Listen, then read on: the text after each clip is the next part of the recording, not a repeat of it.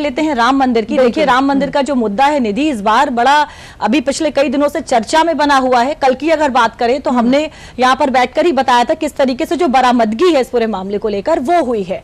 अब अगर राम मंदिर चढ़ावा चोरी मामले की बात करी जाए तो राम मंदिर चढ़ावा मामले की जांच कर रही एसआईटी ने कल गुरुवार को अयोध्या में अपनी कार्रवाई जारी रखी। जांच के दौरान ट्रस्ट सदस्य अनिल मिश्रा, निर्माण समिति से जुड़े गोपाल राव और चढ़ावे की जमा प्रक्रिया से जुड़े कुछ बैंक कर्मचारियों से पूछताछ कर उनके बयान दर्ज किए गए। हालांकि जांच एजेंसी ने पूछताछ के संबंध में कोई आधिकारिक जानकारी साझा नहीं की है, लेकिन पूछताछ और दस्तावेजों की जांच के बाद टीम देर शाम राम मंदिर परिसर से निकलकर यात्री निवास में रुकी और रात वहीं बिताई।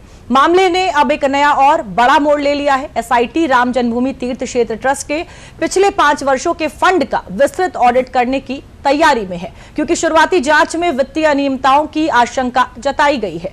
मामले की जांच अवधि 15 जुलाई तक बढ़ा दी गई है। टीम आज फिर से राम मंदिर परिसर पहुंचकर आगे की जांच और संबंधित लोगों से पूछताछ जारी रखेगी।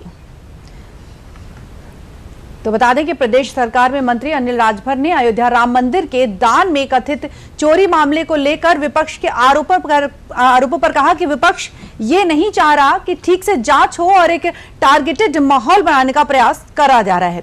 एसआईटी जांच कर रही है और जांच अभी पूरी नहीं हुई है। सुप्रीम कोर्ट के भी आदेश है कि जल्दबाजी में कोई निर्णय ना लिया जाए, यानी कि कहा जा सकता है कि और इस पूरे विषय पर अनिल राजभर जो कैबिनेट मंत्री हैं उनका क्या कुछ कहना है, क्या कुछ प्रतिक्रिया आई है, देख लेते हैं। देखिए, विपक्ष ये नहीं चाह रहा है कि ठीक से जांच हो और एक टारगेटेड माहौल बनाने की कोशिश कर रहा है। जब एसआईटी जांच कर रही है, जांच अभी पूरी हुई नहीं, माननीय सुप्रीम कोर्ट के भी आदेश हैं और माननीय सुप्रीम कोर्ट की मंशा भी है कि जल्दबाजी में कोई निर्णय न हो, जांच इत्मीनान से हो। जांच पूरी हो तो किसी को सवाल खड़ा करने की कोई गुंजाइश न बचे।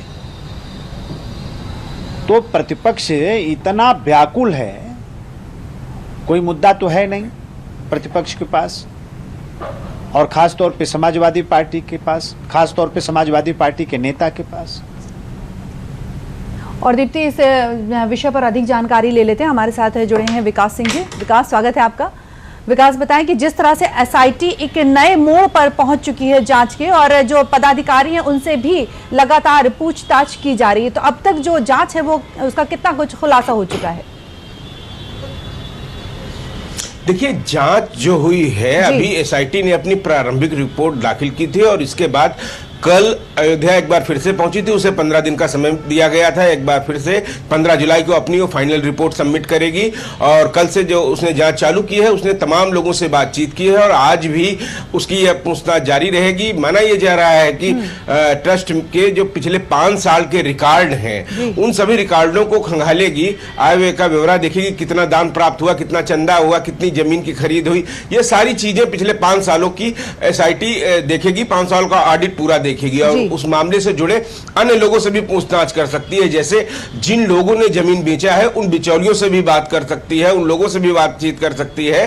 साथ ही साथ एसआईटी उन संदिग्ध लोगों से भी बातचीत करेगी जो इस मामले से जुड़े हुए हैं, जो पहली बार पूछताछ हुई थी, उसका क्रॉस क्वेश्चनिंग भी कराई जाएगी।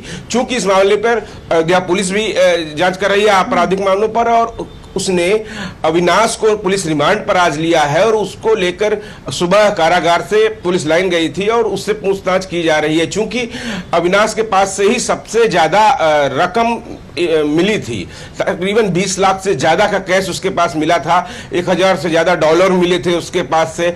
और पूछताछ में यह माना जा रहा है कि आज उसको कई जगहों पर ले जा सकती है जहां उससे जुड़ी हुई चीजें हैं, अविनाश से जुड़ी, चाहे वो अयोध्या के तमाम सारे इलाकों हो या अयोध्या के बाहर भी हो। तो उन जगहों पर एसआईटी उससे पूछताछ कर सकती है और एसआईटी की पूछताछ पुलिस पूछताछ कर सकती है और पुलिस की पूछताछ में अन्य सारी जो चीजें निकलेंगी उसके बाद अन्य लोगों से भी पुलिस पूछताछ करेगी। अभी 8 आरोपी जेल में है, आज एक को आज रिमांड पे लिया गया, इसके बाद अगर जरूरत पड़ेगी तो अन्य आरोपियों को भी पुलिस रिमांड पर लेकर पूछताछ कर सकती है। तो एक तरफ एसआईटी जांच कर रही है इस पूरे मामले की, 15 दिन में उसको अपनी फाइनल रिपोर्ट लगानी है, तो दूसरी तरफ पुलिस है वो अयोध्या आपराधिक- पुलिस है जो इस मामले की तह तक जा रही है, जो कड़ियां जोड़ रही है, कैसे कैसे पैसा इकट्ठा किया गया, उस पैसे का क्या क्या प्रयोग किया गया, इन सब चीज जानने का प्रयास कर रही है। बिल्कुल जी। विकास, जिस तरीके से कहा गया है कि ट्रस्ट के 5 वर्षों के ऑडिट की दोबारा जांच होगी, क्या लगता है कि इससे जो और भी कुछ खुलासे हैं वो अब सामने होंगे? देखिए, सबसे बड़ी बात है जो इस मामले को लेकर जांच एसआईटी गठित की गई थी, वह था दान चंदा जो चढ़ावा है उसमें गड़बड़ी के मामले को। इस मामले की जांच की गई, लेकिन इस दौरान कई आरोप लगाए गए। पार्टी के नेता संजय सिंह ने एसआईटी से मिलकर कुछ दस्तावेज सौंपे थे और यह आरोप लगाए थे कि ट्रस्ट की तरफ से जो जमीन खरीदी गई है उसमें जरूरत से ज्यादा पैसा खर्चा किया गया है या कुछ लोगों को लाभ पहुंचाया गया है, इस तरीके के आरोप लगाए गए थे। तो एसआईटी को अगर उन्होंने कुछ दस्तावेज सौंपे हैं तो एसआईटी उस आधार पर भी जांच करेगी और उन सभी चीजों को, तथ्यों का पता लगाएगी जो आरोप है और उनमें कितनी सत्यता है, क्या चीजें हैं, वो सारी चीजें निकलकर सामने आएंगी। एसआईटी 15 जुलाई को अपनी विस्तृत रिपोर्ट देगी, लेकिन इससे पहले सभी की निगाहें ट्रस्ट पर भी है, क्योंकि एसआईटी ने कल ट्रस्ट के पदाधिकारियों से भी बातचीत की थी और उसके बाद एक दूसरे से क्रॉस क्वेश्चनिंग भी की थी कि जो बातें बताई गई हैं वह सही बताई जा रही हैं, नहीं बताई जा रही हैं। साथ ही साथ आगामी 6 तारीख को एक ट्रस्ट की बैठक भी होनी है, उसमें भी कई महत्वपूर्ण चीजें निकलकर सामने आएंगी। इससे पहले चंपत राय ने और अनिल मिश्रा ने इस्तीफा भी दिया था। जी विकास, बहुत बहुत धन्यवाद तमाम जानकारी के लिए।